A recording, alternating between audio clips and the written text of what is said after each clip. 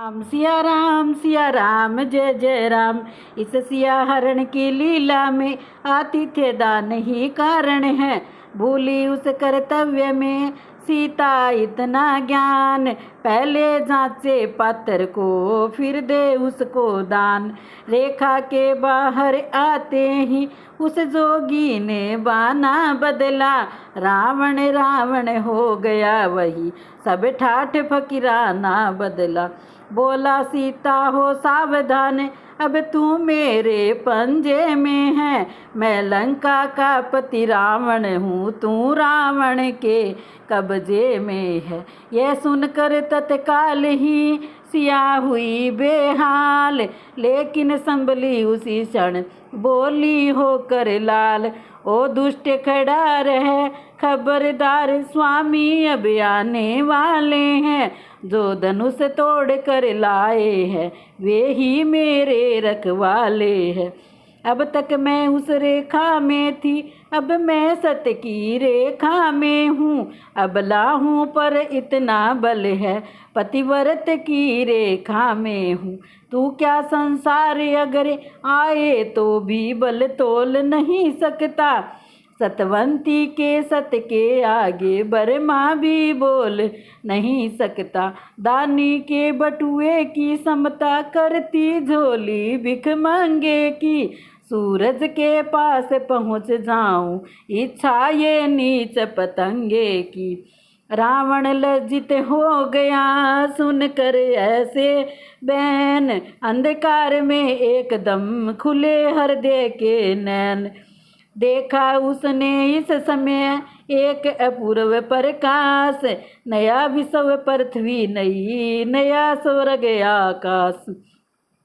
मानो नवीन घन मंडल सा संपूर्ण सृष्टि के ऊपर है। उसमें ज्योतिमयी मूर्ति एक सोने के सिंहासन पर है। रोम रोम में तारा गण चंद्रमा सूर्य भरकटी में है। चारों दिशा बुझा चारों सब उदय अस्त चुटकी में है। अब जिधर देखता है रावण वह मूर्ति उधर ही रहती है। दानो मानो रावण के कानों में वह मूर्ति भी यही कहती है। दानी के बटुए की समता करती झोली भिख मांगे की। सूरज के पास पहुँच दाऊं इच्छा ये नीच पतंगे की। अब रावण के हृदय को हुआ पूर्ण विश्राम, मन ही मन में सिया को उसने किया प्रणाम। इसके उपरांत वह ही हो जो होनहार दिखलाता था। रावण के रथ पर सीता थी, अब रथ लंका नगरी को जाता था।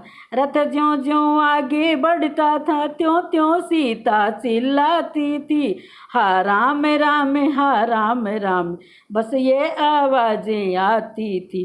देखा गीध जटायु ने जब ये अत्याचार, पवन ने वह भी कर सका ऐसा हाहाकार। बदा वेदई की जब सुनी करुणा भरी पुकार, हुआ दया का निर्दयी खग में भी संचार। बलिदान आज होगा मेरा ये उसको पहले सूझ गया, फिर भी उपकार हेतु मरने राक्षस से जाकर जूझ गया। तन से मन से सेवा व्रत से बलिहारी हो तो ऐसा हो, ने नरोगिद से शिक्षा लो उपकारी हो तो ऐसा हो। चोरी जब पकड़ी जाती है तो चोर जरा घबराता है, त्यों ही लड़ता तो है रावण पर कुछ डरता भी जाता है। बस इसी दाव पर पक्षी ने नीचा दिखलाया रावण को, पैनी चोंचों से कई बार अधमरा बनाया रावण को। सीता की ओर देख लेता जिस समय गीध कुछ थकता था, पर गीध गीध ही था कब तक राक्षस से वह लड़ सकता था। रावण ने जब पर काटे तो परवश हो चकनाचूर हुआ, पक्षी के नीचे गिरते ही रथ दंडक वन से दूर हुआ। इधर अधमरा गीत भी कहता था हा राम, उधर जानकी भी वही टेर रही थी नाम। विरानल से जलते तन को आंसुओं से ठंडा करती थी, हा राम राम कहती जाती आभूषण वस्त्र फेंकती थी। रथ पहुँचा ऋष्य मुख पर, जब तब बानर देखे सीता ने, कुछ अपने भूषण वस्त्र सहित उस दिश में फेंके सीता ने। ज्यों ज्यों दक्षिण में चंचल रथ आगे को चलता जाता था, त्यों त्यों पश्चिम में सूरज भी नीचे को ढलता जाता था। आखिर दिन मूंदते मूंदते ही लंका में वह रथ जा पहुँचा, परमारथ को संग लिए हुए अपने घर स्वार्थ जा पहुँचा। ले जाने लगा महल में जब रावण रघुकुल की महिला को, नलकूबर का आ गया याद उस समय साप उस अयोध्या को। यदि किसी सती को बरियाई महलों में लाएगा, तो उसी समय मस्तक तेरा टुकड़े टुकड़े हो जाएगा।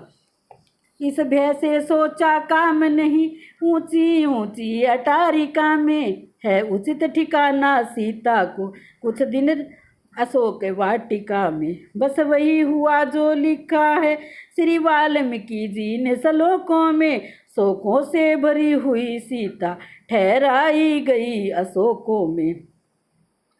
देवी अशोक वन में पहुँची, सूरज पश्चिम में जा पहुँचा, जगदम्बा का पहरा देने चंद्रमा सामने आ पहुँचा।